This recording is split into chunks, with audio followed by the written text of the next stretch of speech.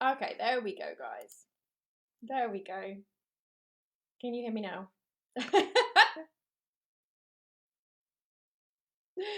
Okay, so that should be better now. Can you guys let me know? Because I think the sound is on now. Sound is on. Yes, I can see. I can see the line going up and down, up and down. There we go. There we go. I need to like have a little post-it note for myself stuck to my computer that says turn the sound on.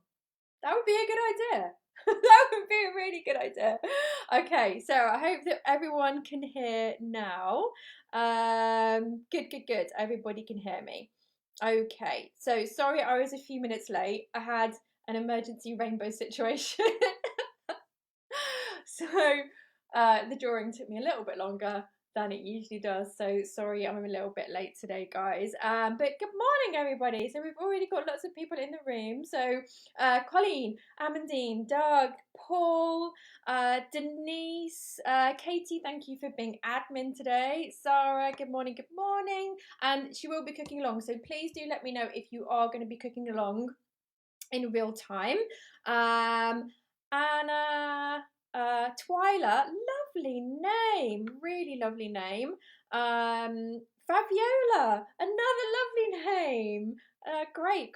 Thank you for joining us. And I thought it was just me being stupid again. I seem to frequently have issues with sound, but yeah, today it wasn't your fault. It was my fault, Anne. So there we go. There's just so much tech now. Like it's like NASA in my kitchen.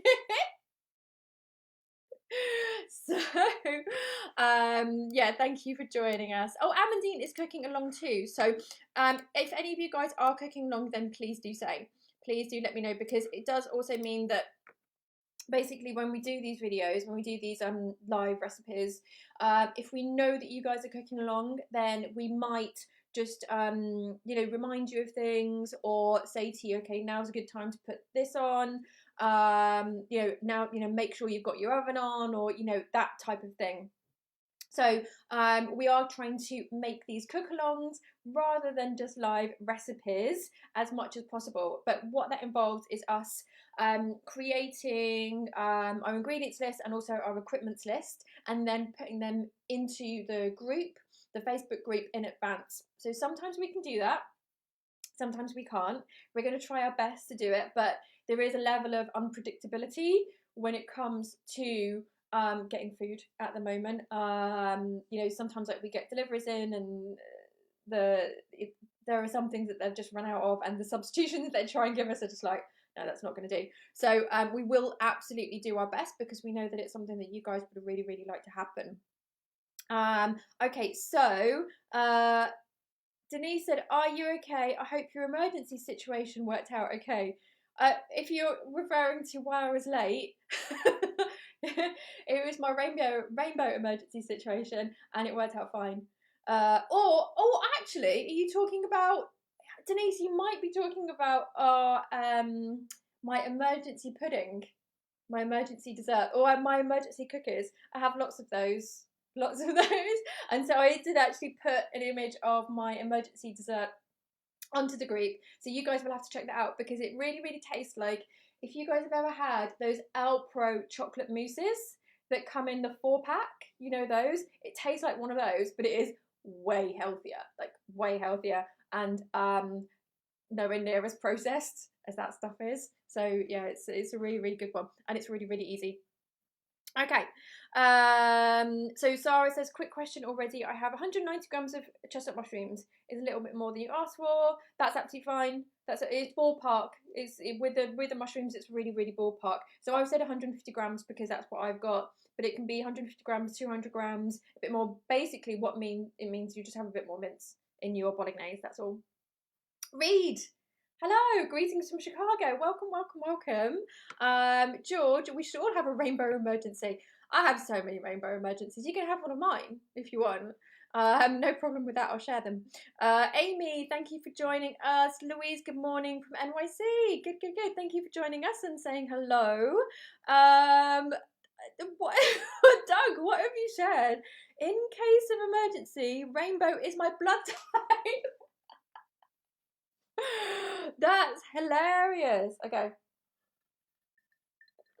Denise said you had an emergency. Yes, it was my rainbow emergency. But yesterday I did have a cookie emergency, but I managed to quell that by making no bake cookies.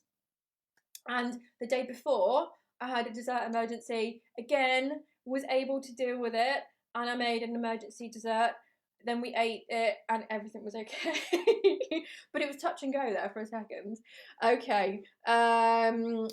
Katie, she's our admin for today, so you'll see her coming up in the comment that's the Vegan Chef School, and she says I will share tomorrow's info straight after this for anybody that wants to cook along. So Katie will be doing our show tomorrow. From her home and from her kitchen, of course. So she will give you the ingredients so you can cook along with her as well. So back to our recipe today. So as you guys know, I want to show you guys how to predominantly make mushroom mince, but we're going to make a mushroom mince bolognese. Really, really, family favorite. There's not many people who don't like it, I don't think. So, it is quite a good bet, especially if you've got like people come around for dinner or something like that. Then it's a really, really nice thing to make. And there's just a few things that you can do with it, do to the recipe, which means that it tastes really, really good. So it's a really simple, straightforward recipe, nothing too unusual in there or anything like that. But there's just a few techniques that you need to make it really, really, really yummy and have lots of depth of flavour. Okay, so we're just going to go through our different cameras today just to make sure that you guys can hear me well. So is the sound okay on that angle? So just making sure that there's no echo or anything like that before we get started. So please do say now if there is any echo. And then we can go over to our next angle. So this is our top down angle, so you can see everything here. So I just want to check that you guys can hear me okay and there's no echo. So please do just say in the comments if there's any echo on this. Okay, so there's a little bit of a lag, so I'm just waiting for your comments to come up. Anthony says it sounds great. Good. Okay, right. Okay, well, if the sound is all okay for everyone, then we can get started. Okay, so with the recipe today, it is around 2 portions. That's all we're going to be making. So obviously, if you're making it for a family of 4, then double the quantities. That's absolutely fine. And you will need to cook it out for a bit longer as well. Okay, so we have all of our ingredients here. So let's come over to this angle and I will take you through all of them. So first of all, we have some oil. This isn't just any old oil. You can use, extra virgin olive oil, rapeseed oil, sunflower oil, any type of neutral oil. But I'm actually using, this is oil from a jar of sun-dried tomatoes. So this is a really, really good way, guys, to use up the oil that is in sun-dried tomatoes. So I saved it from the sun-dried tomatoes that we had. So we had like multiple jars, and then I just put them all into one jar. And with this recipe, it's going to be really, really lovely to cook our veggies in this oil because the flavors go really, really well, it gets a bit oily though. It does get very, very oily. Okay, and then onto we've got like 1 smallish onion, which we're going to finely chop, 1 celery, a few garlic cloves. Really, that's up to you. If you want lots in, then put lots. If you want less in, then put less. We've got 150 grams of mushrooms here, or thereabouts. It doesn't have to be exact. Don't worry about that too much. We're going to keep the stalks as well. We're going to use all of them. I've got chestnut mushrooms here, so show you guys, nice and brown. So these tend to have a bit more flavour than the white pale ones. Yeah. Okay, but you can use pretty much most mushrooms, I think, for this would work really, really well. Okay, so then we have 1 teaspoon of yeast extract. So guys, this is yeast extract, not nutritional yeast. Okay, so this is the one that I like to use by Meridian. And the reason why I like to use these is actually because in the UK, Yeast extract is often known as Marmite. And Marmite is made by a company who I would rather not buy products from. So try not to buy theirs. And so I looked for one for a long time and managed to find this one by Meridian.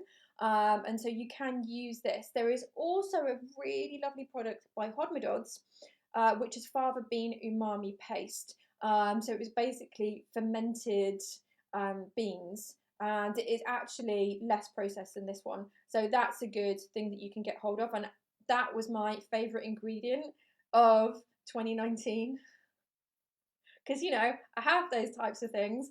So do check out Hodmedod's and their fava bean umami paste. Let me just see if I can let you guys know exactly how to spell that. Just a second.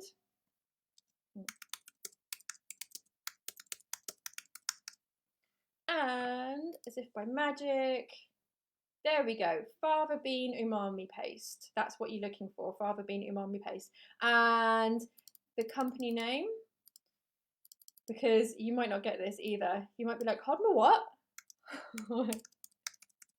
There we go.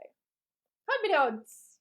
Exactly, Hodmedod's. And Katie, being the whiz that she is, has already put a link to it in the comments. And yes, it is gluten-free. So they do also have a barley umami paste, which won't be gluten-free. So I don't get that one, but I do get the other one. So that's to Jeanette, who asked that question.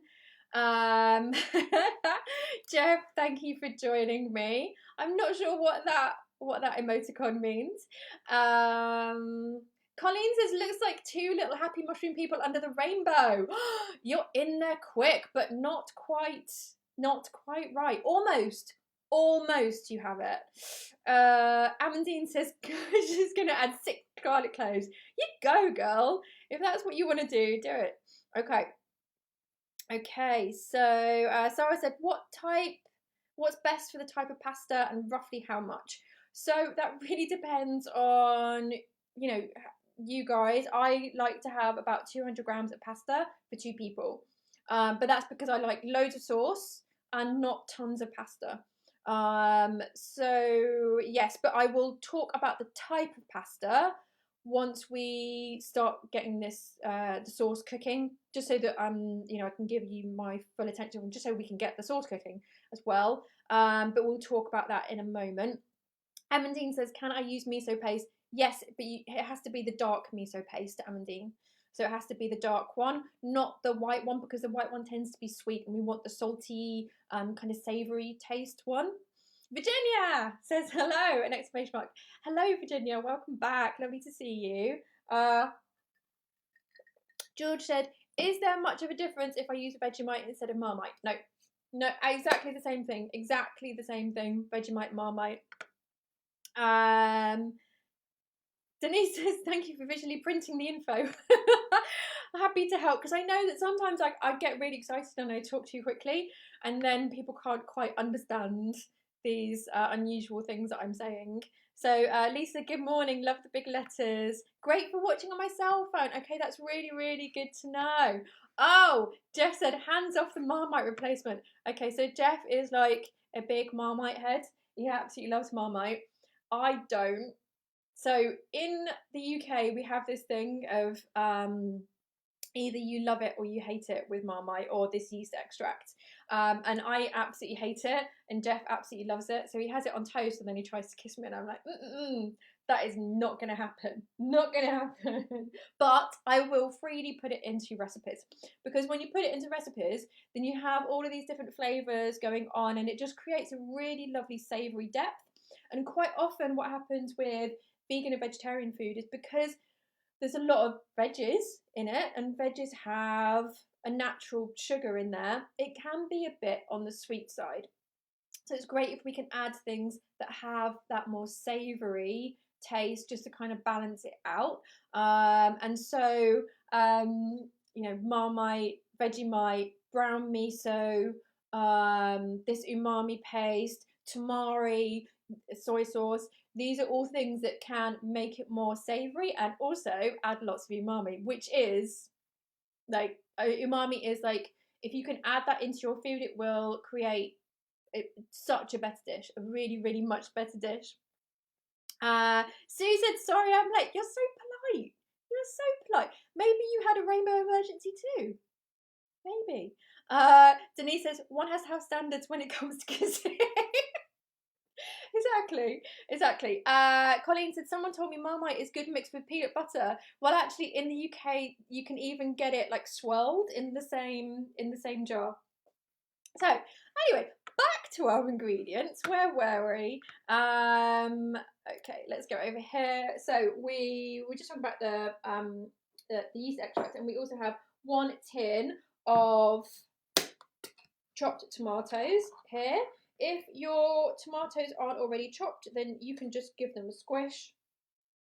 It's very relaxing and very pleasant to actually squish them with your hands. And here we have 1 teaspoon of stock. We've got a little bit of salt, and we've got a mini bottle of red wine. So this is going to add some real depth of flavour. You don't have to add it if you don't want to. If you are interested in adding something like this, but you don't want to add any alcohol, then you can use either grape juice or plain kombucha. Plain kombucha adds a really lovely flavour to any dish, and it's great to use that in replacement of wine with risotto. So we will be doing that in a few days' time. Actually, I'll be making a spring veg risotto with you guys. Okay, so Khan, hello Chef Day. My mother and I are planting 3 mushroom trees to help start Meatless Mondays at our house. Oh my gosh, I'm really jealous. Jeff, can we do that, please? I want a mushroom tree. That sounds amazing. So not only will there be Meatless Mondays, there'll be Meatless Mondays but with mushrooms. So mushroom Mondays. That's going to be great. Susan says that she's just late back from her walk. Okay, so no rainbow emergencies there. But I'm really glad that you went out and had a lovely walk. And Ilis. What a lovely name. Good morning. Well, it's afternoon here, but good afternoon. Okay, so on to getting these things chopped and into our pan. So first of all, I have to have a drink, and then we will start chopping these bits and pieces. Okay, so first of all, we have our small onion, and we want to finely chop this. So just a word about chopping things. As always, get them on the flat as much as possible. So see this flat edge here, we want to cut it so that we've got that flat edge right at the beginning, and now it's not going to go anywhere if we slice it in half. Okay, so it's not going to be rolling around. You've got it on the flat, and again, now we've got this lovely flat area, so it will sit on the chopping board and it won't roll around anywhere while we are trying to chop it up. So if this was still whole and you were trying to chop it up, it would just be rolling all around the place, and we want your fingers to stay intact. Paul says he's never heard of a mushroom tree. Yeah, it's a thing. It's a thing, man. Okay, so slicing this way. And this overhead view is so much better for you guys with seeing how I slice and cut things. And then we go in this way and then down. And I always think that with chopping, it doesn't matter when you're finally chopping something if you're taking a long time. It is better to be slower and have these pieces that are roughly the same size. What we don't want is small bits and big bits, because if that happens, then some of them will still be raw while others are cooked. And just before we came on the show, I did sharpen my knife, because when you're chopping onions, it is really important that your knife is properly sharp. And when you sharpen it, make sure that you're sharpening right up to the tip, because we do use this area quite a lot in veggie cooking. Okay, and now the celery. Actually, let's get our pan on. There we go. Okay. Any more guesses as to what is underneath our rainbow? So I think we know now that it's mushrooms, but It's mushrooms with a difference. Oh wow, thank you for sharing that link about propagating mushrooms. That's brilliant. Justine said, I thought mushrooms grew in the ground. No, you can actually get logs of them as well. I think I've seen that at garden centres, so you can get mushroom logs. Sue says, have wondered about a session on chef's tricks. Yes, absolutely. Absolutely. Well, guys, yesterday I did share a little video that I made on how to cut artichokes, how to prepare artichokes. So do check that out. So I think anything like that is really good if we can do it as a video.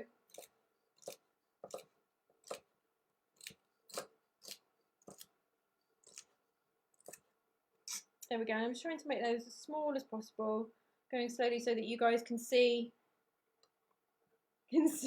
how I'm slicing this. Okay, so Khan said, thank you, Denise. We did. Hope you're doing well and safe. Good to see you guys chatting. Michael, is that a mushroom UFO? No, it's not. It's not. Colleen said, they look like they're holding something. Sticks, maybe celery. No, but they are holding something. Anne said, are they chef mushrooms? No, they're not. Good guess, but no. Denise says, thank you. Fascinated by mushroom trees? Me too. Me too. I would quite happily live in a forest with mushroom trees. I absolutely love them. And guys, you know, if any of you are in London, then, you know, once everything gets back to normal, do go and visit Borough Market, because they have the most amazing mushroom stand there. A market stall that only sells mushrooms, and they have 12, 13, 14 different types of fresh mushrooms, and lots of dried mushrooms as well that you can buy. So I've just got my pan on just to heat up. So any of you guys are cooking along at home, you can pop your pans on a medium heat just to start getting warm. Michael has guessed mushroom warriors. Amandine! Amandine, you have it. Amandine, well done. These are our magic mushrooms. So they're mushrooms holding magic wands. Obviously. There we go. Yes, so there are magic mushrooms for today. Back to the cooking. Here we go. Amandine, very well done. Okay.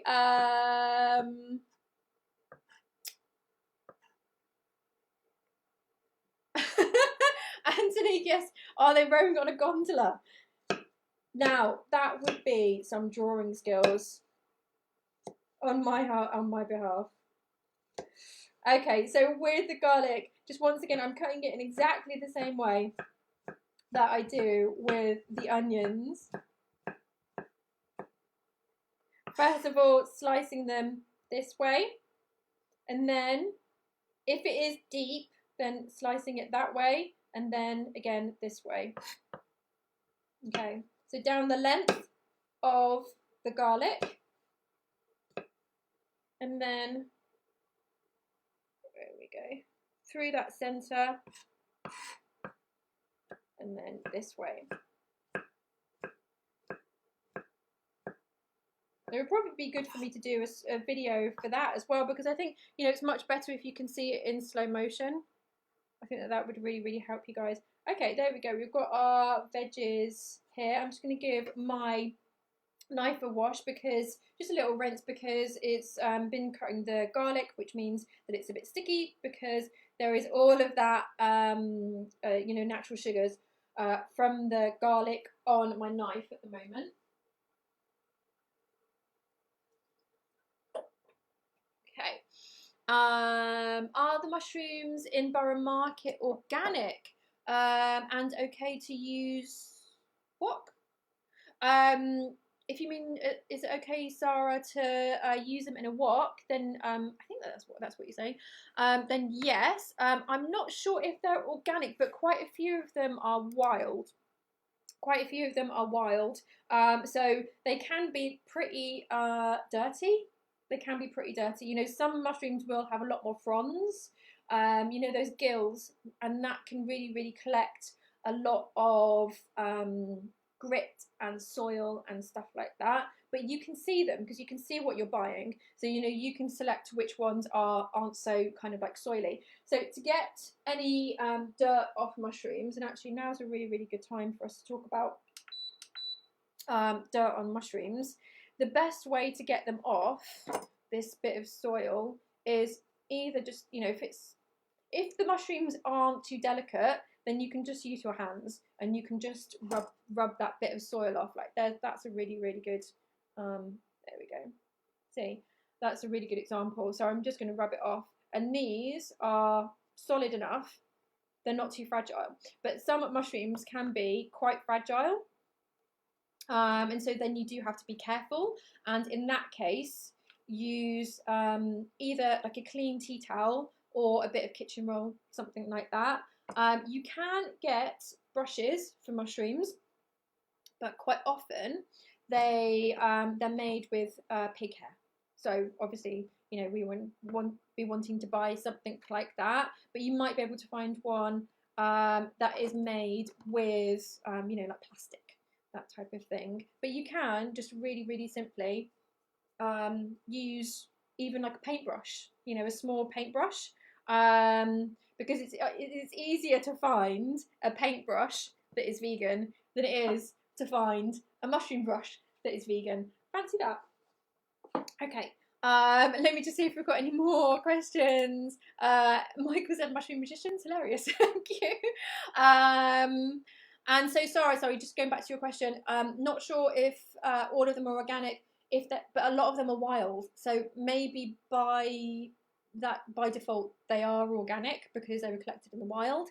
Khan said, guys, what do you call a mushroom that makes music? Okay, I want to hear the answer to this. And Sarah said, to make this recipe in a wok. Oh yeah, absolutely, that's fine, Sarah. Sorry, I didn't quite get that that question, because sometimes there's a bit of a time lag as well, which can mean sometimes that like we're reading your questions and you're referring to something that we maybe just said, or so it's good if you can explain. Okay, so let's get over to our pan and then we can get cooking. So whilst we get these onions and celery on cooking, so we are just going to put the onions and celery in for now, not the garlic. Whilst these are cooking, we can do some magic with our mushrooms. Okay, so even though this is on 1, guys, anyone who's cooking along at home, your pan should probably be on a higher temperature. This hob that I'm using is really, really on the high side. Okay, there we go. So I've just mixed it all around so that the oil is evenly dispersed. All of these bits and pieces have been covered in oil. So Khan said, guys, what do you call a mushroom that makes music? The answer is a decomposer. That's brilliant. That's brilliant. I do love all of your vegan food jokes. Okay, right. So now we've got that on the go, because we do want to cook these until they're really, really, really translucent. So we are going to allow them to cook for a fairly long time. Do get a little bit of water to one side as well, so that if this dries out and you don't want to add more oil, you can just add splashes of water.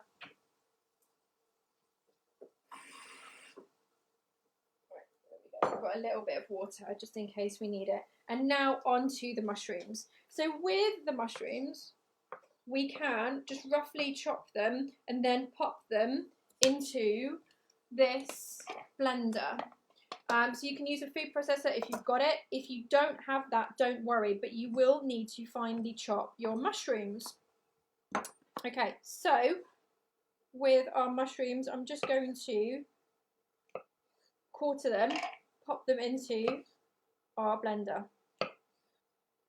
So if they are really big, then you will probably have to cut them down into more pieces than just 4. Okay, so stalks and all with these ones. Sometimes you can get mushrooms, so say for example if you're using something like shiitake, their stalks can be quite firm, quite solid, and so you might not want to use them, but you can save them and use them for something else. So I know I've done that before. I actually made a shiitake stem burger, which was very nice. Okay, and just these remaining mushrooms. So guys, if you are cooking along at home and you don't have a food processor or a blender or anything like that, then really finely chop them as much as you can. Get them as small as you can. Okay, there we go. That's all of our mushrooms. Okay, and now when we blend this, we just want to pulse it because we don't want it to become like mush. We just want it to be bits. And I'm just going to pop, mind your eyes. Ah, there we go. It's not too smoky today. That's fine. That's fine. There was just a little sizzle. Okay, and now I'm just going to pulse this. So you'll see that already little bits appear. But I'm just pulsing it and allowing all of these bits to move around and hit the blades.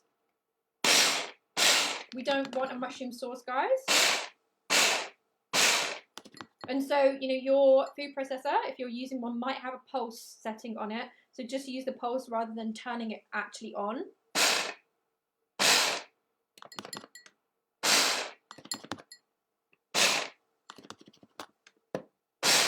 If you're doing this for 4 people, and so doubling the recipe, it's advisable that you do this bit in batches.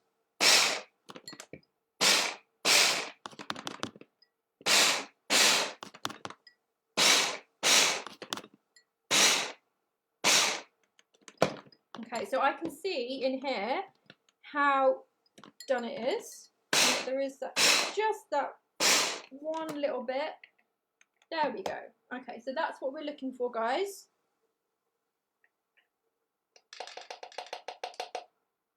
I can show you. These are the bits that we're looking for. So really irregular shapes. That's what we want. So if you guys are just chopping these at home, just really try to make them as random as possible. Okay, so we'll just pop this to one side.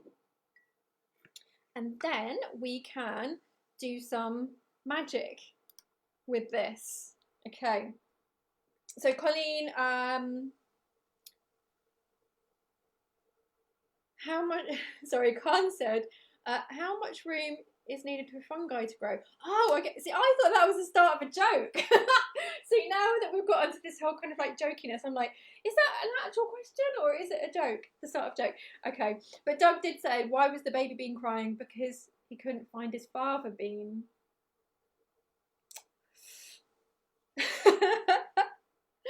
Okay. Oh no, that was a joke. That was it. How much room is needed for fungi to grow? As mushroom as possible. Okay. Right. So before we get the mushroom onto its next stage, let's just pop this garlic into the pan. So I'm doing this separately. You know, in quite a lot of recipes, you will see that people say to put the onion and garlic in at the same time. I don't like to do that because I cook onion for quite a long time, as you're seeing. And if I cook garlic for as long a time as that, then the garlic will burn, basically. So just pop the heat up slightly there. Okay, so now we have our mushrooms. And for anybody who's cooking along at home, we did let you know that you will need a clean tea towel. So get your clean tea towel at the ready. and put it out.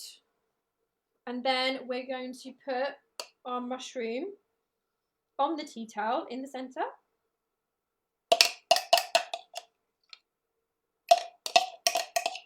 I know. You're like, what is she doing? What is she doing?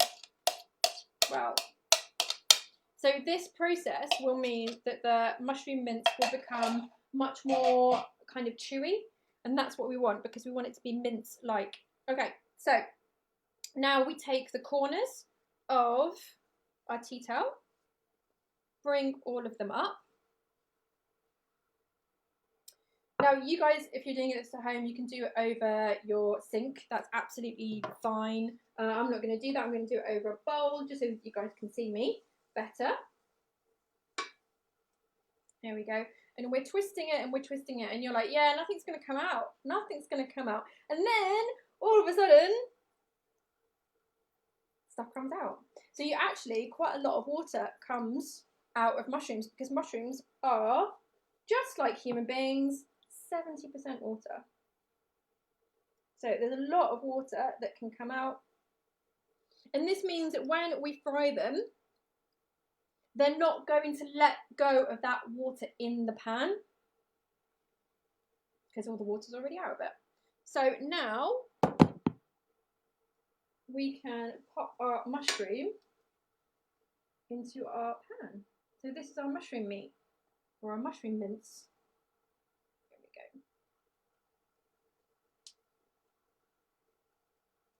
And actually, let's come back to this view so that I can show you guys what happens. So it does change texture of our mushroom. So it becomes a lot more kind of irregular. You know, there are none of those like harsh sides from chopping or blending or anything like that because we've squeezed them. So that also helps with it looking more like mince, which is what we're after today. Okay, so we can pop this into our pan, get the heat up a bit. So guys who are cooking along at home, please do let me know how you're getting on with squeezing the water out of your mushrooms because it is quite a weird thing to do the first time you do it. Now I'm just patting this down because it can be quite compressed once we've squeezed it. So we just want to break it apart again and get it all frying. So we'll allow this to fry for a few minutes, and this will intensify the flavour as well, this process. So there will be quite a strong mushroomy flavour with this one. So, you know, it isn't like our burger recipe where the mushroom flavour wasn't present. The mushroom flavour is going to be very present in this one. Just going to add a little bit of oil. I don't want to add any water at this point because the idea is that we want to get the water out of the mushrooms, and mushrooms are sponges. So I don't want to add any more water at this point. Just going to add a little bit more oil. There we go. Right, okay, so that can be cooking for a few minutes. Oh, you guys are really going for it with the different jokes that you're sharing. Good for you. I'll have to catch up on all of those later. Okay, so Sue said, well, I was just doing a screenshot of this on my phone while watching on the laptop. The phone is quite a few seconds behind the laptop. Yeah, it can be. It can be. There can be a real difference.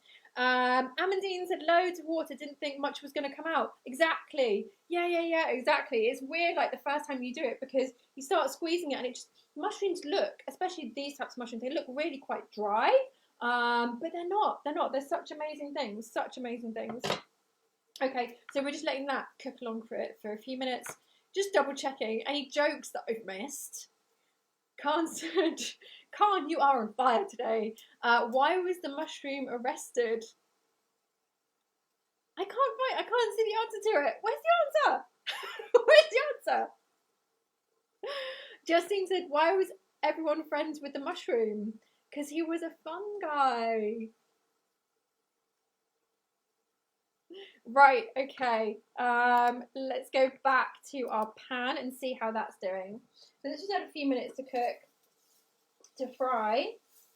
Really getting that mushroom to be very, very flavoursome. So the smell at this point is very like deep, dark, mushroomy flavour. Really, really lovely. Okay, and now we can add our yeast extract.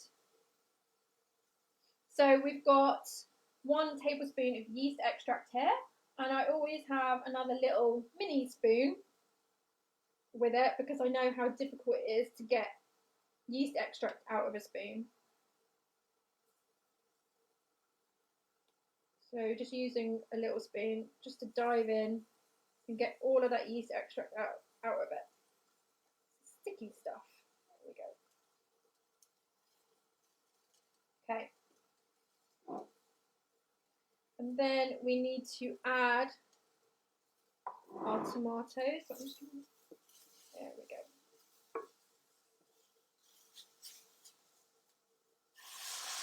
We might get a bit of steam from this, guys. Oh, there we go. Not too much. I'm not blinding you all today. That's good. And I'm going to bring the temperature down. Just make sure that that yeast extract is really mixed in very, very well. Because, you know, it can be quite a bit like peanut butter, you know, sometimes it doesn't really mix in. And the last thing that we want is a big blob of yeast extract in our food. So just make sure that that's mixed in really well. So now we can add our 1 teaspoon of stock powder. And I'm going to add a little bit of salt, but not too much at the moment, because, you know, we've already got the yeast extract in it, which is salty. My stock powder has salt in it as well. So we can just add a bit more salt at the end once we know what the flavour will really, really taste like. Okay, and now we can add our splash of red wine. But I was going to actually mention something to you guys about this. So let me just pop to the freezer and get something from there.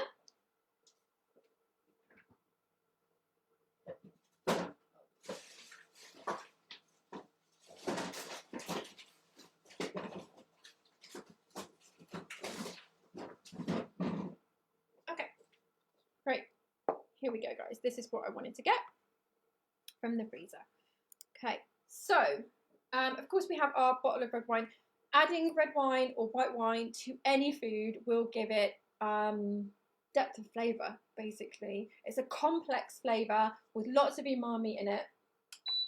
And so that adds to any flavour of a sauce or a stew or anything like that, and it makes it much richer. It does make it much richer. So, you know, if you're making something like this for, you know, just like a day-to-day dinner, you don't necessarily have to add it, but if you want to make it a bit more special, you know, and taste a bit more like kind of restaurant food, then one of the tricks is to add a bit of wine. But as I said, you can add something like kombucha that doesn't have any flavourings to it. Kefir as well, like plain water kefir as well, and also grape juice. Grape juice is a really, really good alternative to any type of wine when we're cooking. But if you do use wine, then of course you can get these little bottles. But what you can also do is when you have a big bottle of wine and you don't quite finish it all, then you can freeze it, and then you can use what you've frozen in a dish. So in here I've got a little bag. So what I do is I put a bag into a cup, and then I fold it around the cup, so you know it's nice and open. Sorry, it's nice and open like that. I pour the red or white wine into it. I let it freeze, and then once it's frozen, I take it out of the cup, and then I just pop it into my freezer like that. Now, with some of my friends on Facebook, I say to them, this is what you can do with leftover wine, and they're like, Leftover wine. What's that? Like that just isn't a thing for them. But in our house it is. In our house it is, and we don't want to waste it. We don't ever want to waste it. So freeze it in a cup and then take it out of that cup, and then you can just use it. You can use it whenever. It lasts for months and months and months. Okay, so I don't think anyone's actually listening to me anymore because you guys are just you've really gone down the rabbit hole when it comes to mushroom jokes. Okay, so and surprise, surprise, Jeff is getting involved. He loves a good pun, my man. Let me just see if I've got any actual questions that aren't jokes. Okay, I'm gonna have to really sift through them here.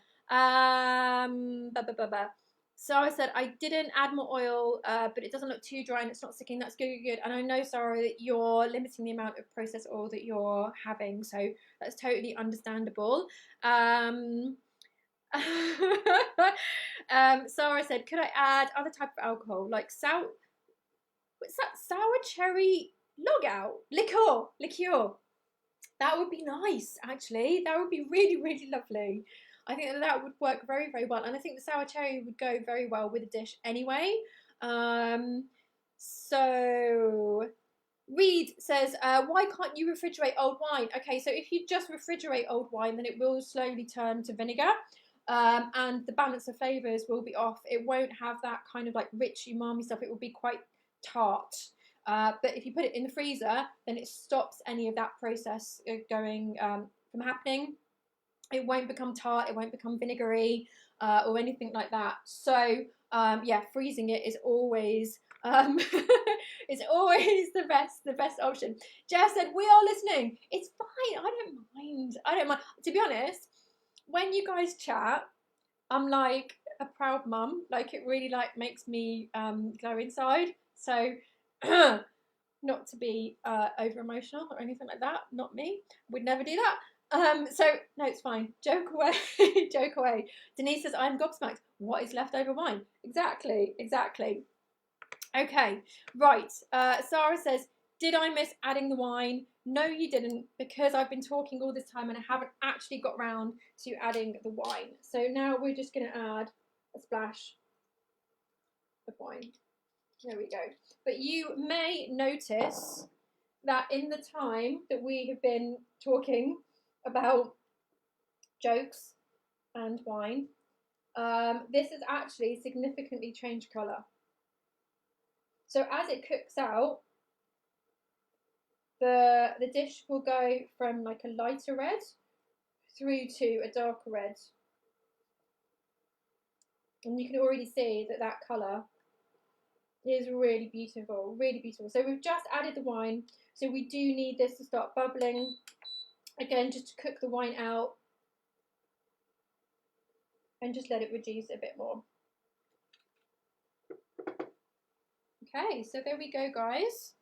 That is our mince, and we'll just let it bubble away, just reduce a bit more. Okay. Sue said, I am listening, but shocked by the thought of leftover wine. Oh, okay, right. Now, let's go on to here and we can have a quick chat about which pasta to use. So anybody who's cooking along at home, now is a good time to put on your pasta if it's like a 10-minute pasta, but there are some pastas where, you know, it takes less time. So yeah, you might need to delay that slightly, but maybe just at least get the water on to boil now. But with this mince, you know, it's fine to like keep it cooking because actually the more you cook it, the nicer it's going to taste. The day after, amazing, you know. So yeah, you can't overcook the mince, so don't worry about that. That can just be left on a low heat, bubbling away, doing its thing, getting all those flavors, you know, muddling and, you know, that type of thing, and adding that depth of flavor. So with the mince that I've made, I haven't added any herbs or anything like that to it. It is really a very, very simple dish, but the flavor is going to be amazing, absolutely amazing. But you guys, you know, if you want to freestyle on it, then, you know, please do, absolutely. Let me just see if we've got any more questions. Sarah said, I have also just made a homemade granola, which I'm snacking on while cooking. Good for you. Homemade granola is lovely, isn't it? Really, really lovely. Uh, oh, and Reed asked a very, very good question. Do you save the mushroom water and use that for another dish? Yeah, you could do. Yeah, why not? Yeah, absolutely. Um, Colleen said I'm eating the porridge recipe while I watch. Oh my god, I love that porridge recipe. Really, really like that one. So that's actually from our online course, by the way, guys.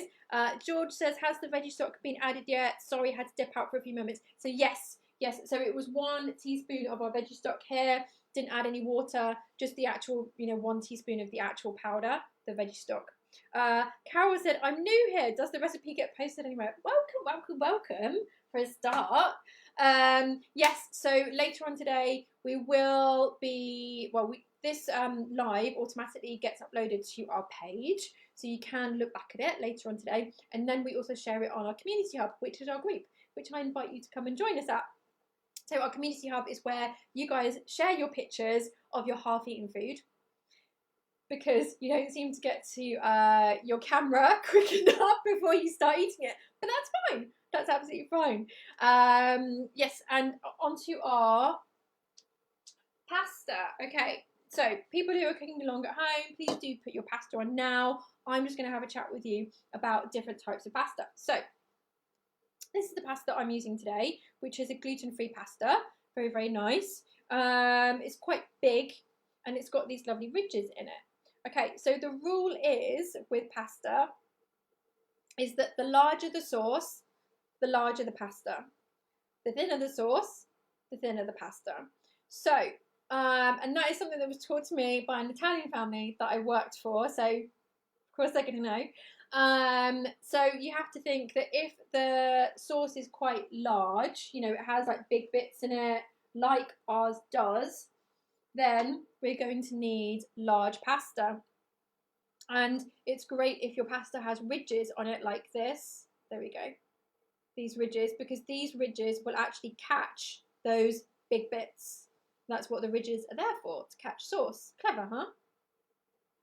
Whereas if we wanted to make, a thin sauce, so maybe, you can just make a sauce out of like chili oil and some garlic and, that type of thing. It's very, very thin, very, very light. Then we would do something like, a fine tagliatelle or spaghetti. So this idea that we have of spaghetti bolognese, it isn't actually, a traditional Italian dish at all, because the Italian family that I worked for, they would never have bolognese with spaghetti. They'd have spaghetti like alioli, maybe, and then for this kind of like, mushroom meaty sauce, we would have the really big, shells and, that type of thing. So the larger the sauce, the larger the pasta, the thinner the sauce, the thinner the pasta.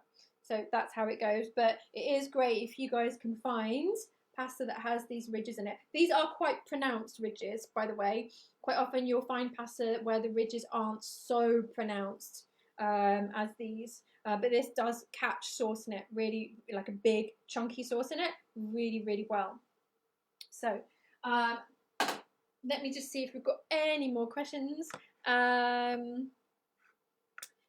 says, what do you mean by large pasta? I have some fusilli, but it's spelt, which is quite thin, and I have gluten-free penne. What will go best? Right, okay, so by large, what I mean is, these are bigger pieces, and they've got these ridges on. So a thin pasta would be something like angel hair pasta. That's the thinnest, obviously. And, like a fine tagliatelle, or even spaghetti. Spaghetti is a thin pasta. It's a thin pasta, which will go with a thin sauce. So, you've got these shapes, and anything kind of like, the bigger pieces, like the penne. Penne would be, that's a bigger piece. But you can get like massive, really, really like big, like shells that are like that big. That looks like I'm saying it's as big as my head, because look, my head fits into that.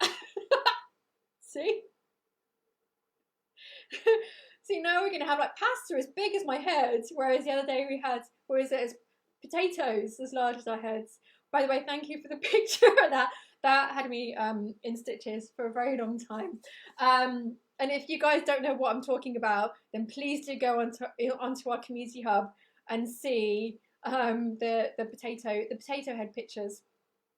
Okay, Sarah says my fusilli is quite a bit thinner than that. Okay, so I would go with the penne.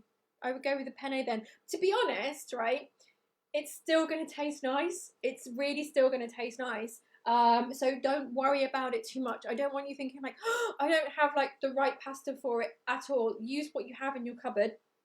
But I just want to let you guys know that these are the kind of like rule, like guidelines when it comes to pasta. But you know, it doesn't matter. It really doesn't matter if you know you're just cooking for you guys. Then it really doesn't matter. I'm not going to send the pasta police around to your house.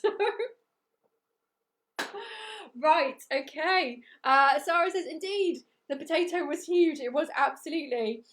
There was an episode of Seinfeld where Kramer made a fusilli during. Oh, I used to love Seinfeld. Okay, right, let's come over here to our pan.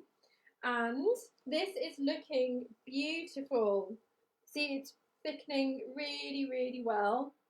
The colour is lovely. Really, really lovely. So people who are cooking along at home, I hope that your dish is looking like this as well. And I'm just going to give it a taste and see if I need to add any more salt. Oh.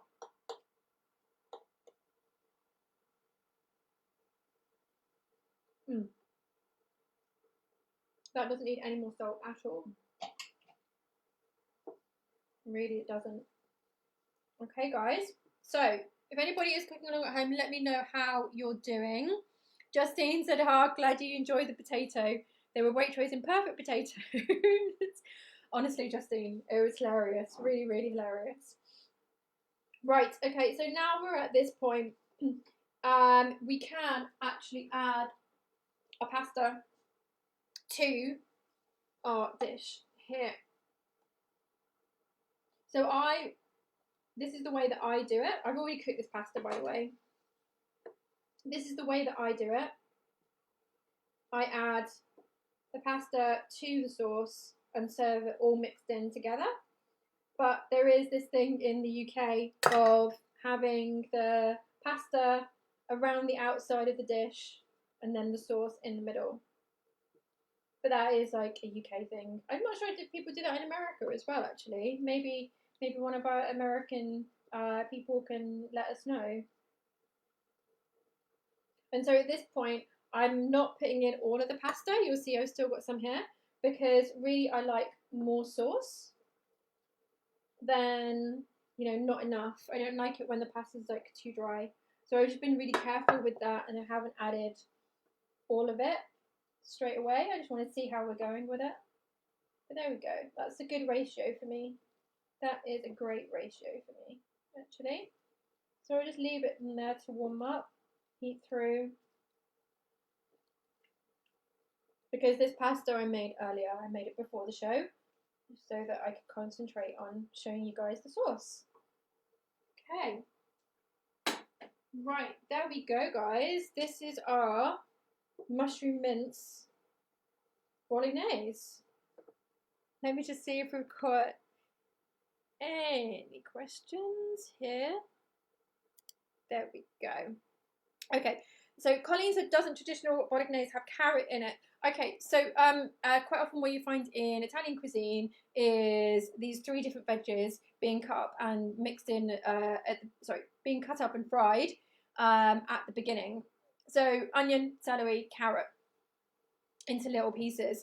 I decided not to do carrot today. The reason why is because of cooking time. Because with you guys know I don't like it to take too long, and carrot can be like so hard that it takes like quite a lot of cooking. So I decided to omit it. You can include it if you want to, but to be honest, it tastes really nice as it is. I did have a chat with an Italian chef about this as well, because I thought, you know, every single dish kind of started off in that way because I think somewhere like I'd read that, as I'm sure I think like Colleen has as well, that you always start off with onion, celery, carrot. But what she was saying to me was actually like it depends on the dish. And there are some dishes where you'll think, well, okay, instead of using carrot, I might use a bit of squash, or I might use a bit of fennel, or other veggies. And so I'd never really known that. I thought it was always like those three things. But she said, no, actually, it depends on the flavour of the dish, and you can be flexible on that. So I decided that for today, I would be and to be honest, it doesn't miss it. It really doesn't miss it at all, and it means that it's a quick dish. So, Denise says another delightful pun: potato eye. Keep an eye out. I get it now. I get it. Okay, so Khan said, should I start vegan stand-up comedy? Yes, absolutely. And if you want to do it on our page, we will give you the platform. Definitely, definitely. Tio, thank you for joining us. That looks amazing. Looking forward to making it. Thank you for the recipe. No problem at all. So guys, I have really enjoyed making this with you today. I think I should probably get a bowl and have my lunch now. There we go. Oh, sorry about that. Back to here, and we'll finish up here. I hope that you guys have a lovely lunch, whatever you guys are having today. Please do share pictures of your food in our community hub, because it is always really, really lovely to see that. See what you guys are making. See if you're making any of the recipes that we have shared with you, or any of the recipes that are on our website as well, because there's lots of recipes there. And as of this morning, we are selling the aprons.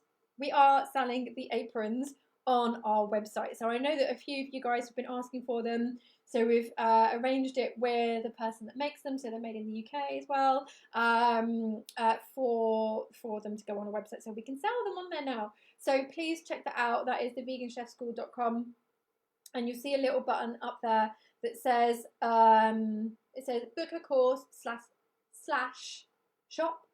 So if you click on that, then you can see all of the courses that you can buy, or our beautiful aprons. And yeah, they're going to last a lifetime, basically, those aprons. So please do check them out. Yes, Khan, you did hit aprons. yeah, they're on the website now, and they can be posted overseas. But just to say, guys, that postage is taking a little bit longer than normal, as you'd expect with all of this craziness going on.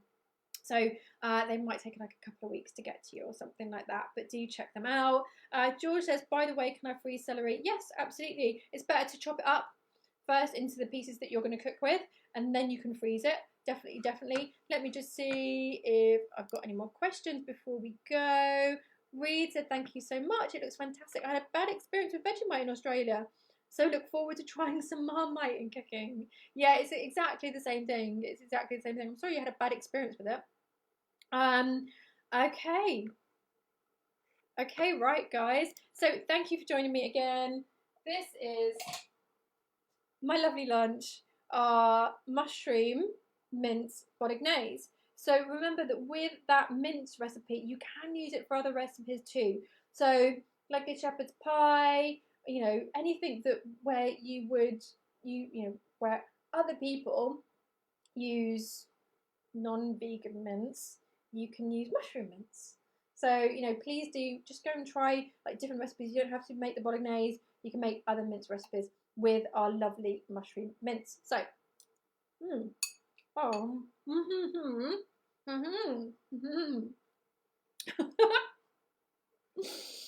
join us tomorrow for Katie's show. We will release the ingredients list later on today so that you guys can cook along if you want to. And so thank you to everybody who cooked along today. I hope that your dish is turning out very, very well and you'll get to have some lovely lunch soon. And thank you all for joining us, and have a lovely day.